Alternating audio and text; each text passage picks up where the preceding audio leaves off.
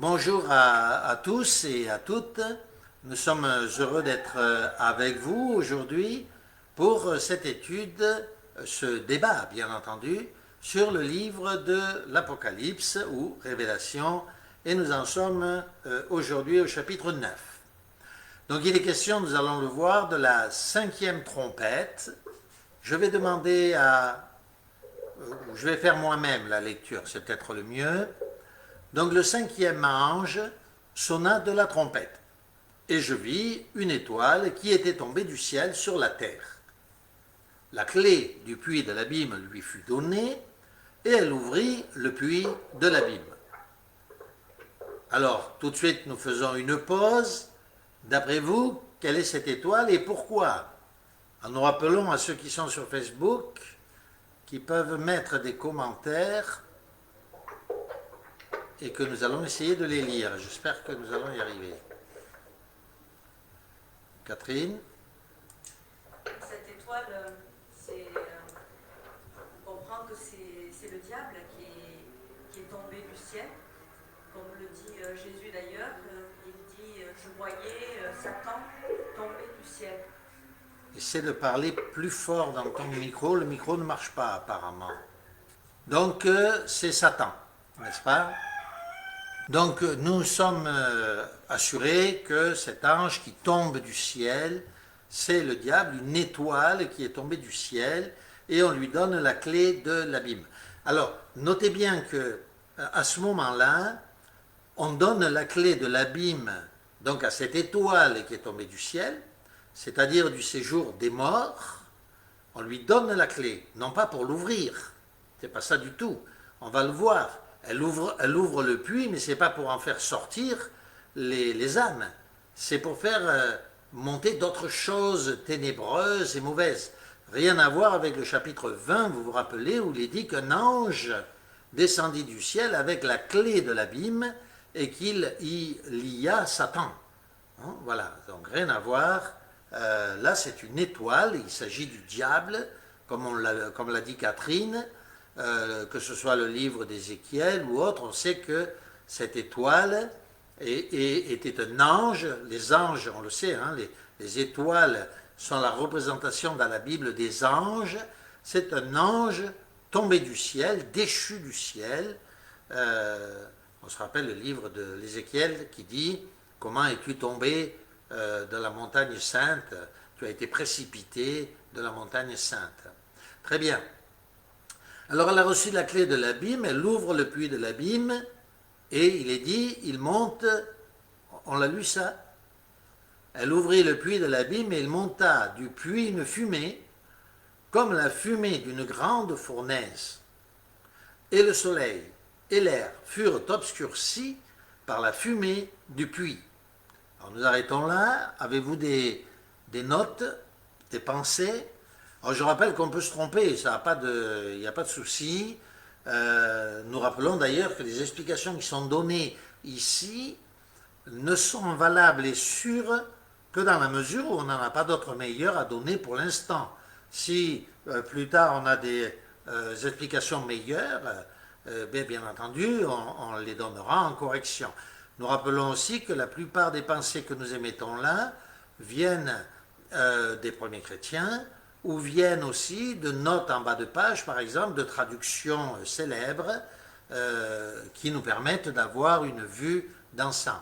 On ne travaille jamais tout seul, c'est un débat permanent avec tous les exégètes qui se sont penchés sur la question. Alors, il monta du puits une fumée. Qu'est-ce que cette fumée?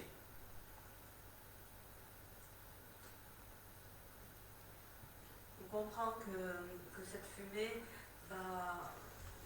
peut être un moyen d'obscurcir la vérité, parce que quand il y a la fumée, on ne discerne plus correctement les choses, et du fait qu'il y ait cette fumée qui monte de l'abîme, on comprend que la lumière va être moins évidente. Tout à fait. On note ici, il est évident que ce n'est pas de l'encens qui monte. Non, non.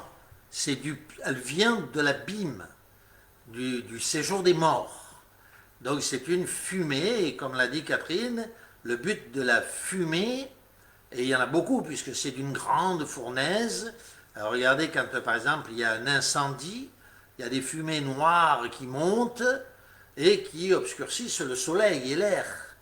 Donc c'est une fumée, comme l'a dit Catherine, qui a pour but d'obscurcir le soleil et l'air. Alors on l'a déjà vu dans les chapitres précédents, qu'est-ce que le soleil? On a vu que c'était le Christ et le soleil de justice. Et on se souvient aussi que lorsque Jésus était sur terre, qu'il a parlé du fait qu'il était la lumière du monde, mais il dit aussi qu'il s'en va et que les ténèbres vont venir. Voilà. Donc c'est pour ça qu'il disait « Réjouissez-vous à ma lumière », mais les ténèbres arrivent et l'heure vient où personne ne pourra travailler. Très bien. Alors comprenons bien, bien sûr qu'il y a toujours... Alors je vous rappelle un point qui est très important. Dans l'Ancien Testament, nous avons toujours l'image, la réalité, l'image réelle, qui annonce une réalité céleste. Autrement dit, on a d'abord le littéral qui annonce le spirituel. Dans le Nouveau Testament, c'est l'opposé, c'est le contraire. C'est comme le calendrier juif, vous le savez. Le calendrier juif est fait de deux antithèses semestrielles. C'est-à-dire, on a les 6 premiers mois et après, on a les 6 seconds mois. Et quand on plie les deux, comme si on pliait une feuille de papier, on a exactement la même représentation dans l'un et dans l'autre. Vous savez d'ailleurs qu'il y a chez les Juifs anciens les deux calendriers à 6 mois d'écart, justement. Donc, calendrier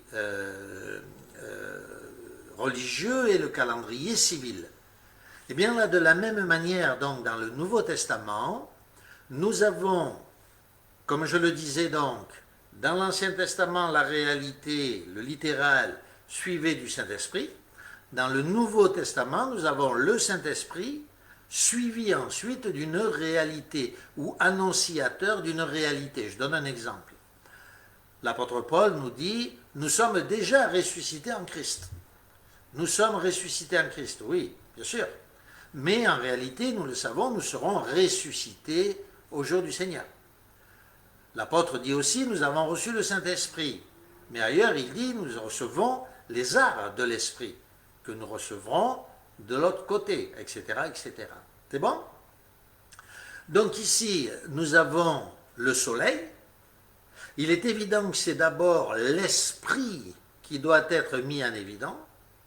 C'est-à-dire, le soleil, c'est notre Christ, le soleil levant, qui va revenir pour la recréation de ce monde. Et bien sûr, après, il y aura une image littérale de ce soleil qui sera troublée, bien sûr. Nous sommes d'accord? Mais surtout, ne mettons pas le sens littéral avant le sens spirituel dans le Nouveau Testament. Quand le Christ dit à la Samaritaine « je te donnerai de l'eau à boire », elle comprend, comme beaucoup de chrétiens d'aujourd'hui qui lisent le livre de l'Apocalypse, que c'est un sens littéral, et elle ne voit rien du sens spirituel. Eh bien, c'est le contraire, on doit voir le sens spirituel. La Samaritaine aurait dû voir le sens spirituel, les pharisiens aussi, et voyons donc le sens spirituel toujours de ce livre, avant de voir le sens littéral qui viendra ultérieurement derrière. Donc oui, cette grande fumée qui sort du puits de l'abîme cache aux humains, aux païens, aux chrétiens infidèles, le soleil, notre soleil, Jésus-Christ. Il est caché aux yeux de ceux qui ne désirent pas le connaître. C'est bon? Est-ce que vous avez d'autres pensées? On continue? Et l'air. Voilà, ce que j'allais dire, il est parlé de l'air qui... le soleil et l'air furent obscurcis par la fumée du puits. Et c'est intéressant de noter aussi que je crois que c'est le Christ, ou c'est l'apôtre Paul, non, peut-être l'apôtre Paul, qui dit, en parlant du diable, le chef de l'autorité de l'air. Donc on comprend bien sûr, que le but du diable est d'obscurcir notre vision de Christ. d'obscurcir notre vie spirituelle et qu'effectivement son action se fait sentir.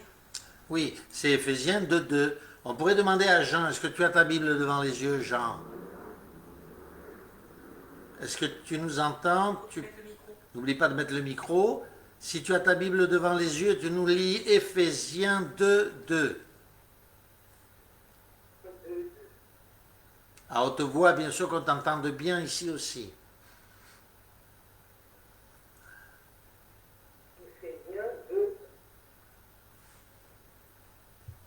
Éphésiens 2:2. Vous étiez emportés par le courant de ce monde. Autrefois, toute votre manière de vivre et votre comportement étaient modelés par les habitudes d'ici-bas. Voilà. En fait, vous obéissiez à Satan qui règne en maître sur l'atmosphère spirituelle que nous respirons. Très bien. Voilà, on va t'arrêter là, Jean. Tu as noté, donc, nous notons, n'est-ce pas, l'atmosphère spirituelle envahie par le diable, nous dit l'apôtre Paul, c'est notre monde d'aujourd'hui. Alors ainsi, cette fumée qui sort de l'empire des morts et qui est envoyée par le diable, qui a été ouvert par le diable, nous envoie l'air vicié, l'air pourri qui nous vient des morts, n'est-ce pas? Cet air de ce monde est un air mortel et un air de mort. Voilà. L'air pur de notre Seigneur a été obscurci par les fumées du diable. 3. Nous continuons la lecture au verset 3. Nous en fume. Voilà, on peut dire effectivement, le diable nous enfume. Hein, voilà. Ce monde nous enfume pour que nous ne voyions pas l'éclat de la bonne nouvelle au sujet du Christ. 3. De la fumée sortent des sauterelles qui se répandirent sur la terre et il leur fut donné le pouvoir, un pouvoir, comme le pouvoir qu'ont les scorpions de la terre. Il leur fut dit de ne pas faire de mal à l'herbe de la terre, ni à aucune verdure, ni à aucun arbre, mais seulement aux hommes qui n'avaient pas le sceau de Dieu sur le front. Il leur fut donné, non de les tuer, mais de les tourmenter pendant 5 mois, et le tourment qu'elle causait était comme le tourment que cause le scorpion quand il pique un homme. Alors, avez-vous des commentaires? Oui, au verset 3, quand il est parlé des sauterelles, ça nous rappelle bien sûr les nombreuses utilisations de ces sauterelles pour montrer le côté dévastateur. Par exemple, dans le livre de Joël, les chapitres 1 et 2 nous parlent de ces sauterelles qui vont dévaster le pays, qui vont dévorer tout, et qui en même temps, dans le chapitre 2 apparaissent comme des cavaliers avec des aiguillons, de scorpions, enfin pas dans Joël, je crois que c'est des dents acérées de lion, enfin toujours des images. On retrouve de toute manière les mêmes images. Voilà, on Oui. retrouve ces images de dévastation et en même temps de piqûres, de morsures, Voilà. Et quand, rappelez-vous, dans Jérémie aussi, quand il est parlé des armées babyloniennes qui vont envahir Jérusalem et qui vont la dévaster et détruire le temple et les murs, les armées de Babylone sont comparées aussi à des sauterelles. Et bien sûr, l'origine de cette notion biblique nous vient du livre de la Genèse, de l'Exode. Rappelez-vous, quand les sauterelles, la huitième plaie, tu veux dire. voilà, la 8e plaie, voilà, détruisent bien sûr l'Égypte, dévorent tout ce qu'il y a en Égypte. Et notre monde, nous le savons, dans un autre passage, on le verra, est comparé, le Christ le compare à l'Égypte. Et notre monde est destiné à la dévastation par les mêmes plaies, un petit peu différentes, mais les mêmes plaies, on les retrouve, qui ont dévasté l'Égypte. Notre Seigneur Jésus-Christ étant le grand Moïse qui au moment final va délivrer son peuple, comme Moïse délivra autrefois le peuple d'Israël. Le Christ viendra délivrer le nouvel Israël et détruire l'Égypte moderne. Hein, c'est bon, Catherine? Oui, il y a aussi la pensée. Alors n'hésitez pas à lever la main pour ce qu'on voit et mettre des commentaires pour ce qu'on ne voit pas. Ou intervenez en ouvrant votre micro. Catherine. Oui, lorsqu'il est parlé des scorpions, c'est intéressant parce que quand Jésus, je ne me souviens plus exactement le passage de l'évangile, mais Jésus, quand il parle de Satan, qu'il voyait Satan tomber du ciel, à un moment donné aussi, il dit à ses apôtres qu'il leur donne le pouvoir sur les scorpions. Et le contexte d'ailleurs, c'était quand les apôtres, les disciples, les 70 disciples, expulsaient les démons. Donc on voit bien qu'il fait la relation entre Satan qui tombe du ciel et les démons qui sont chassés au temps des apôtres, et aussi qu'ils marcheront sur les scorpions, c'est-à-dire sur les scorpions et les serpents, c'est-à-dire les créatures diaboliques et les enseignements. Voilà, Les enseignements diaboliques qui piquent. Alors, oui, tu cites effectivement Luc, notamment, chapitre 10, Matthieu aussi. Vous savez aussi qu'il y a un des premiers chrétiens qui a écrit un livre qui s'appelle justement Contre les scorpions, et il explique tout le long que ces scorpions sont les enseignements hérétiques qui piquent les hommes et qui les font mourir au sens spirituel, bien sûr. Hein. Donc oui, c'est un tourment qui provient de ces sauterelles, sauterelles qui ont des queues de scorpions. Donc ce sont vraiment des démons envoyés qui sortent du puits des enseignements, voilà, comme le dit saint Paul, qui sortent de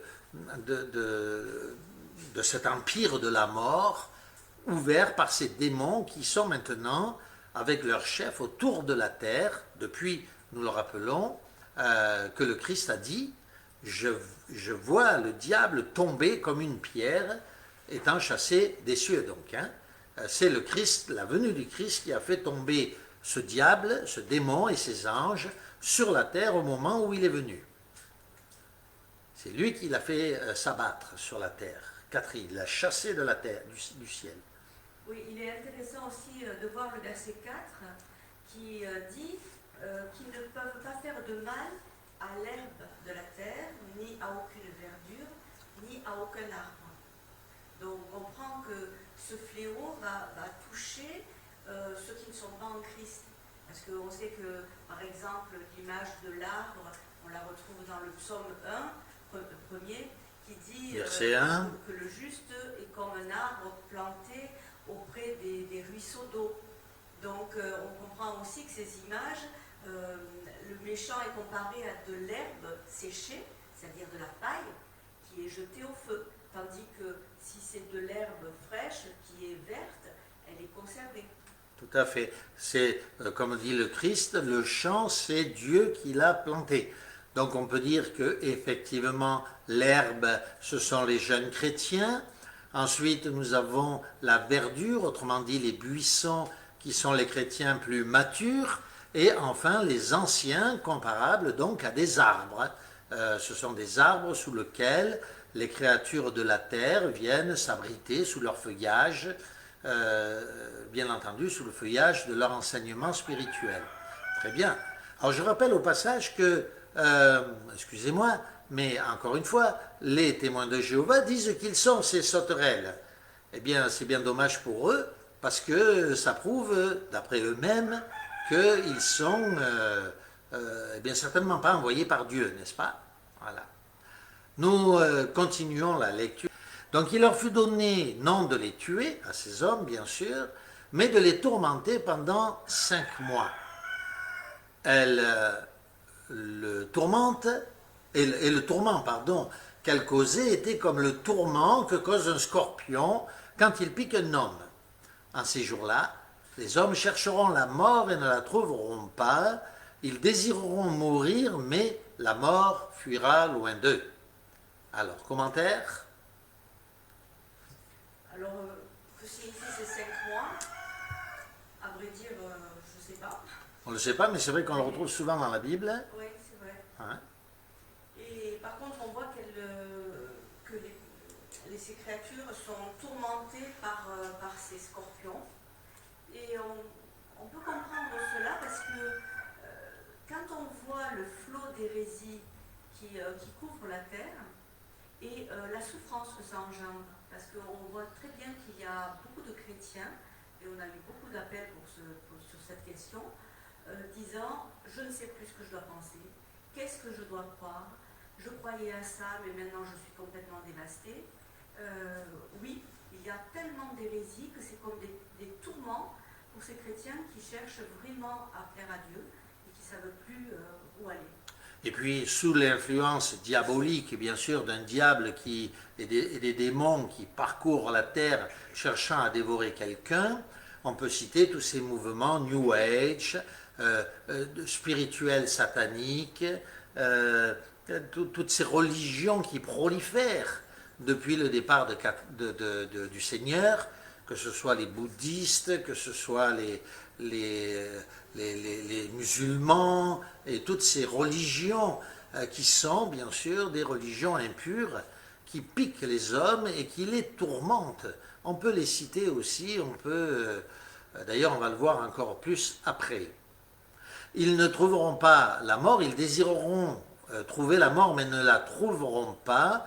Je rappelle au passage Jérémie chapitre 8, verset 3, qui nous dit que dans les tourments, les hommes voudront justement mourir, mais qu'ils ne peuvent pas. Il vaut mieux la mort parfois que la vie. On peut imaginer un malade, par exemple, qui est tellement tourmenté, il préférerait mourir, mais il ne peut pas. Et ces hommes-là sont obligés de supporter tout cela. Ils ne savent pas où se tourner, etc. C'est bien.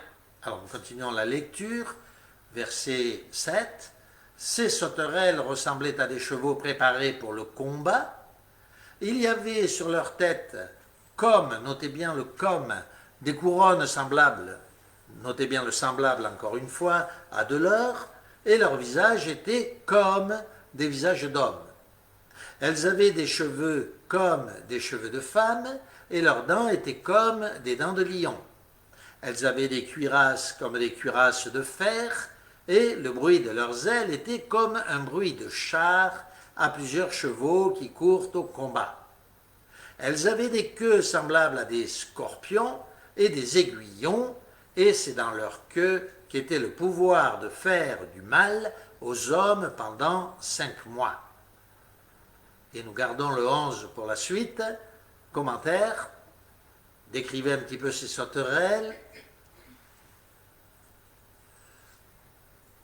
Oui, ça ressemble bien sûr à ce qu'on a vu tout à l'heure dans le livre de Joël, puisque ces assaillants babyloniens étaient comparés à des sauterelles qui venaient, qui attaquaient, qui dévastaient. Et là, c'est la même chose. Elles sont, on voit cette notion de combat. Elles sont préparées pour le combat. Il y avait cette notion aussi dans Joël. Elles étaient comme des cavaliers qui couraient. Et tout ça assimilé bien sûr à la guerre, au combat. Et là, c'est une guerre bien sûr spirituelle. Et on pourrait penser que un autre passage d'ailleurs, je crois que c'était Naoum, qui disait que les sauterelles, c'était les princes de ce monde étaient ces sauterelles. Ce qui pourrait peut-être expliquer les couronnes semblables à des couronnes et semblables à de l'or, si effectivement dans cette attaque il y a des leaders de gouvernement ou de pays. Voilà. Donc ils ont des autorités. Alors, remarque bien, ils ont une certaine autorité, mais qui est factice. Hein, ils ont des couronnes, mais ce n'est pas les couronnes des saints. Les saints ont des vraies couronnes. Et des vraies couronnes d'or, de vrai or. Tandis que ces sauterelles, qui ont des visages d'hommes, parce que ce sont les démons qui envoient des hommes, et qui envahissent les hommes, qui les possèdent. Et ces hommes, pour beaucoup, ont des couronnes. Mais ce sont des couronnes de ce monde, fictives, des couronnes qu'ils pensent être d'or, mais qui sont comme de l'or, semblables à de l'or. C'est du toc. Leur autorité, c'est du toc. Voilà. Elles ont des dents de lion, elles font du mal, elles ont des cheveux comme des femmes. Notez ici des cheveux comme des femmes parce que c'est la description de la féminité. Dans la Bible, quand la Bible parle des femmes, elle ne parle pas toujours des femmes, elle parle des hommes qui sont des femmelettes. En fait, l'expression, c'est ça, c'est des femmelettes. Ce sont des hommes spirituellement efféminés. C'est pour ça qu'elles ont des cheveux comme des femmes. Mais elles sont dangereuses. Elles ont des cuirasses. C'est des bruits de guerre. C'est la guerre. Donc ces démons ont amené la guerre sur toute la terre depuis le début, particulièrement contre les humains, contre les nations éloignées de Dieu, très particulièrement. C'est le tiers de la terre. Elles ne peuvent pas de faire, à ce moment-là, elles ne font pas de mal à ceux qui sont chrétiens, qui sont comme des arbres, c'est-à-dire les vrais chrétiens. Donc c'est une guerre totale amenée par comme les armées de Babylone autrefois, amenées sur la terre. Des guerres qui ont parcouru la terre depuis le départ de Jésus-Christ. Elles attaquent dans tous les sens, et particulièrement au sens spirituel. Catherine. Oui, on a vu effectivement dans les versets qu'on a vus un peu plus haut qu'elles ne peuvent pas faire quoi que ce soit contre ceux qui ont la marque sur le front. Et on sait très bien je crois que c'est Ézéchiel, où il y a cet homme qui vient et qui marque au fond ceux qui soupirent et qui gémissent, ceux qui aiment le Seigneur, qui souffrent des conditions qu'il y a actuellement et qui, du coup, sont marqués de ce... je crois que tu avais dit d'ailleurs dans une conférence, certains chrétiens disaient que c'était un taureau, une croix. En fait, quelle que soit la marque, d'une manière ou d'une autre, c'est identifiant que c'est des chrétiens. La fumée qui vient de l'abîme et qui est envoyée par le diable et ses hordes de démons, par toutes ces sauterelles qui envahissent le monde, c'est-à-dire démoniaques, des démons et des hommes démons, ne peuvent pas toucher en réalité, ne peuvent pas cacher l'apparence du soleil et la fraîcheur de l'air de ceux qui sont saints. Les saints ne sont pas touchés par cette absence de connaissance, par ces fausses doctrines, par ces guerres spirituelles, autant que physiques, qui envahissent le monde. Alors maintenant, donc, on lit le verset 11. Elles avaient, ces sauterelles, sur elles, comme roi l'ange de l'abîme, nommé en hébreu Abaddon et en grec Apollyon. Alors, que signifient ces termes en grec, notamment Apollyon? Que signifie ce terme, Apollyon et Abaddon? Jean, n'oublie pas le micro. La traduction dit elles ont pour roi l'ange de la vie, qui s'appelle en hébreu Abaddon, et en grec Apollyon. On n'entend pas Jean. Vas-y Jean. C'est-à-dire le destructeur. Voilà. Et donc, de qui s'agit-il? Comment ça se fait qu'on n'entende pas bien Jean? Bon, je traduis pour ceux qui nous écoutent ce qu'a dit Jean. Jean explique qu'elles ont en hébreu l'ange de l'abîme, Abaddon, et en grec Apollyon. Oui Jean, tu veux ajouter quelque chose? C'est-à-dire Satan. Voilà, c'est-à-dire Satan. Alors vous imaginez, comme on le disait quelqu'un tout à l'heure, ceux qui disent que ce sont les sauterelles qui ont été envoyées par Dieu pour persécuter ceux qui ne sont pas chrétiens. C'est exactement le contraire. En hébreu, Abaddon, Apollyon, ça veut dire le destructeur. On a d'ailleurs les traductions. C'est ce que tu voulais dire, Catherine? Oui. Alors vas-y. Oui, je crois que un des termes c'est destruction et l'autre destructeur. Je crois que c'est les deux significations Voilà. de... Hein, c'est ça. Ruine, destruction, perdition, séjour des morts. Voilà ce que signifie le terme Apollyon, qu'on retrouve d'ailleurs dans Job, au chapitre 26, verset 6.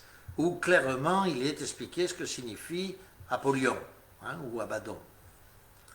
Donc oui, le dieu ou le roi de ces sauterelles, c'est Satan, le diable. Ce n'est pas un cadeau, n'est-ce pas? Alors nous allons lire à partir du verset 12. Le premier malheur est passé. Voici, il vient encore 2 malheurs après cela. Le 6e ange sonna de la trompette, et j'entendis une voix venant des 4 cornes de l'autel d'or qui est devant Dieu, et disant au 6e ange qui avait la trompette, délie les 4 anges qui sont liés sur le grand fleuve Euphrate.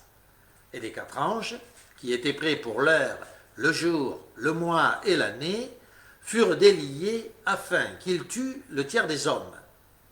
Le nombre des cavaliers de l'armée était de 2 myriades de myriades, j'en entendis le nombre. Alors, en avant. Explication, commentaire. Oui, juste une aparté sur les trompettes. On voit que chaque fois qu'il y a un événement qui va se produire, il y a ces trompettes qui sonnent. Et ça nous rappelle vraiment dans l'Ancien Testament, chaque fois qu'il y avait des fêtes, ça commençait toujours par une sonnerie de trompette au début et une sonnerie de trompette à la fin. On sait aussi que lorsque Jéricho C'est ce que j'allais dire, c'est surtout ça. Hein, vas-y. A été assiégé, ils ont fait le tour de Jéricho et le 7e jour, ils ont sonné les trompettes et poussé le cri de guerre et les murailles se sont effondrées.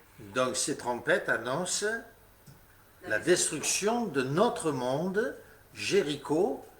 Le Seigneur fait sonner 7 trompettes. Pour chaque trompette, c'est une annonce.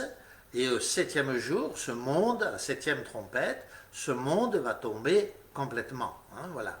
C'est la destruction de Jéricho, puisque notre monde est comparé par le Seigneur à, nous le rappelons, Babylone, Jéricho et l'Égypte, n'est-ce pas, qui est appelée Égypte et Sodome. Catherine, oui? Oui. C'est bon? Très Oui, bien. on peut dire aussi, au verset 13, on voit qu'il y a une voix qui vient des 4 cornes de l'autel, qui est devant Dieu, et qui disent au 6e ange qui avait la trompette, délie les 4 anges qui sont liés sur le grand fleuve Euphrate. Donc, bon, qui sont ces voix? Quelles sont ces voix? Ça nous rappelle peut-être ces âmes qui sont sous l'autel. Les prières des saints aussi. Qui disent jusqu'à quand, Seigneur, attendrons-nous pour que tu nous rendes justice? Peut-être qu'elles ont, dans l'image, la demande des saints va faire que ces malheurs vont s'abattre. Très bien. Que justice va être faite à l'issue. Très bien. Et puis alors on note que celui qui sonne de la trompette délie des anges qui étaient liés. Oui, Jean.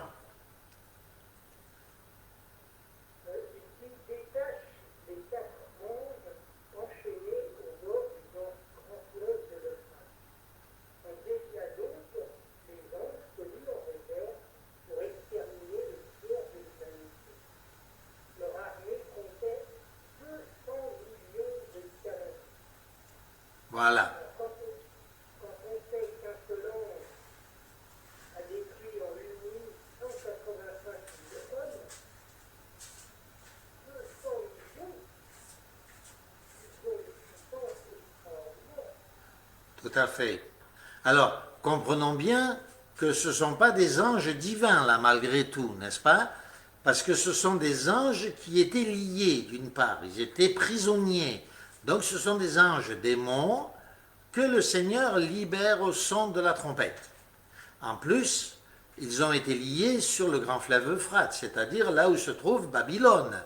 Ils viennent du nord, ils viennent de Babylone, ils arrivent de là-bas. Ce sont les anges qui sont envoyés pour faire du mal à la terre. Et on va voir particulièrement à qui. Jean, je crois, non? Il y a quelqu'un? Non, c'est bon? Je continue? Donc ce sont des anges démons, encore une fois, déliés pour attaquer. Cette fois, nous allons voir, puisqu'ils arrivent de Babylone. Rappelons-nous que les Babyloniens, quand ils sont venus dans l'Ancien Testament, c'était pour attaquer particulièrement la ville de Jérusalem. On a vu qu'à la 5e trompette, c'était une attaque contre le monde en général, contre ce qu'on pourrait appeler les Ammonites, tout ce qui tournait autour, l'Égypte, etc. Rappelez-vous les prophéties de Joël contre les nations qui entouraient Jérusalem. Mais là, nous sommes contre une attaque directement contre le monde dit chrétien, mais adultère, n'est-ce pas? On continue donc la lecture. 15. Les 4 anges qui étaient prêts pour l'heure, le jour, le mois, l'année, furent déliés afin qu'ils tuent le tiers des hommes. Le nombre des cavaliers de l'armée était de 2 myriades de 2 myriades. Vous en avez parlé, j'en entendis le nombre. Ainsi, je vis les chevaux dans la vision, et ceux qui les montaient avaient des cuirasses couleur de feu, d'hyacinthe, de soufre. Les têtes des chevaux étaient comme des têtes de lions, et leur bouche sortait du feu, de la fumée et du soufre.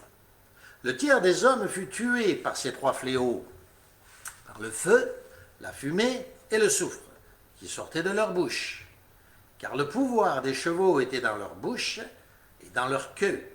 Leur queue était semblable à des serpents, ayant des têtes, et c'est avec elles qu'ils faisaient du mal. Point. Alors, commentaires. Vos commentaires. Jean. Toujours parler de tiers de l'humanité, tiers après tiers après tiers après tiers, ça fait beaucoup. Ben oui.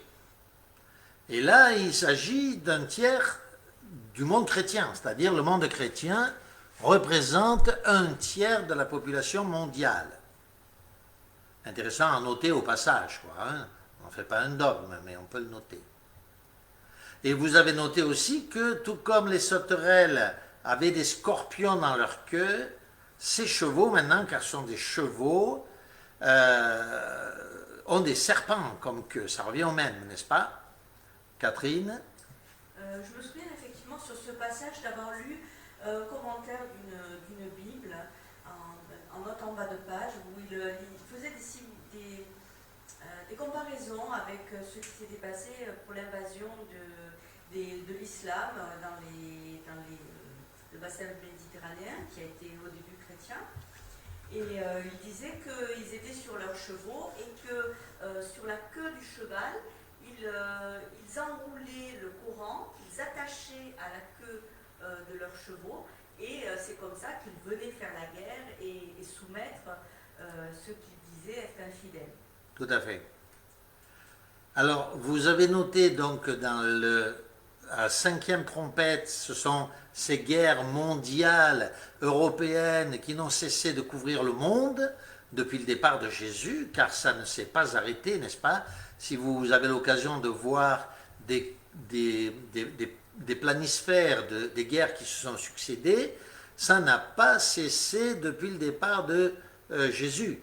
L'Empire chrétien, l'Empire romain qui s'est complètement morcelé, les Romains contre les Romains, puis l'Empire d'Occident contre l'Empire d'Orient, puis les guerres infinies qui n'ont cessé de couvrir l'Europe, les guerres de 7 ans, les guerres de 30 ans, les guerres de 100 ans, toute l'Europe a été à feu et à sang depuis le départ.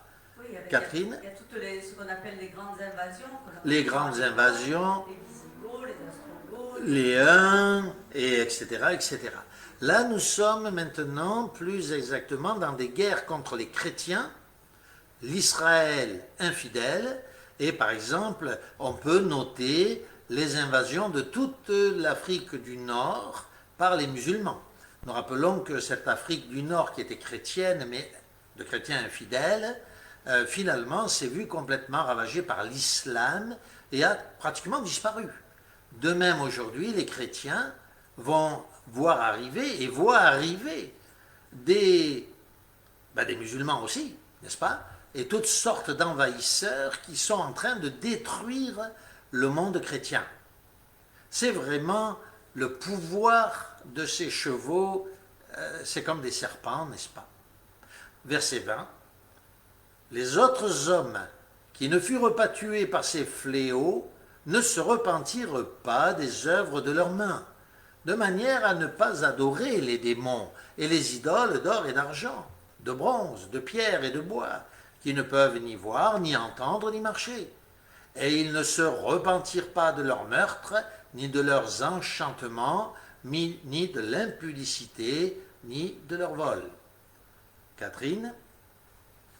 Oui, c'est intéressant de noter que justement ces fléaux arrivent et ça pourrait amener le repentir.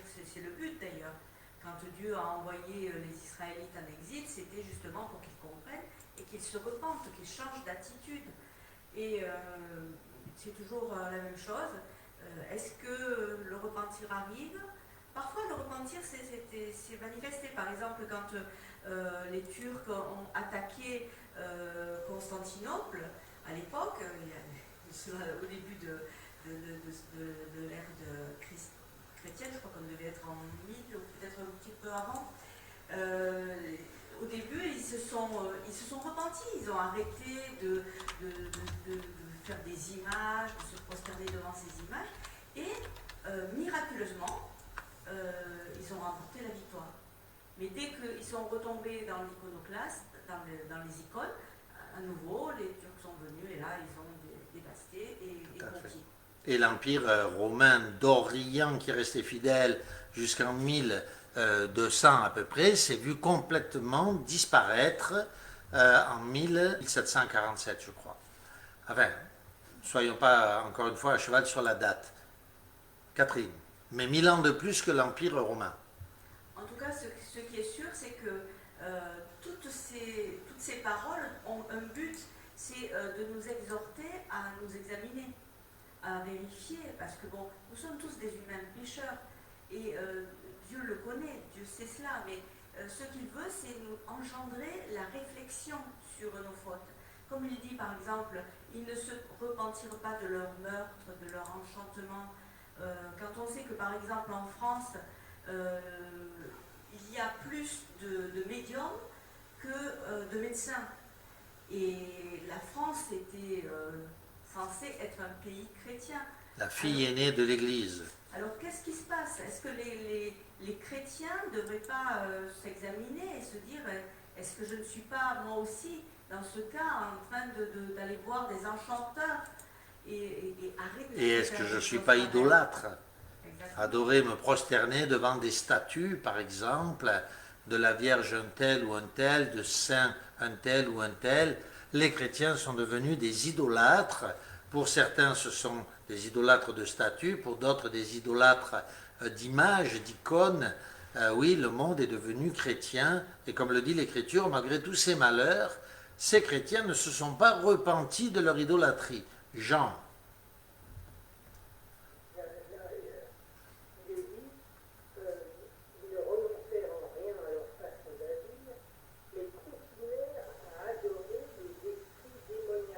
Voilà.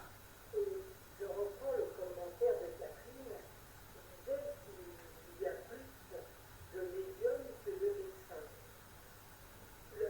Internet nous fleurit de médiums qui nous parlent de messages d'êtres spirituels qui leur donnent des révélations et qui sont en contact avec eux et avec nous.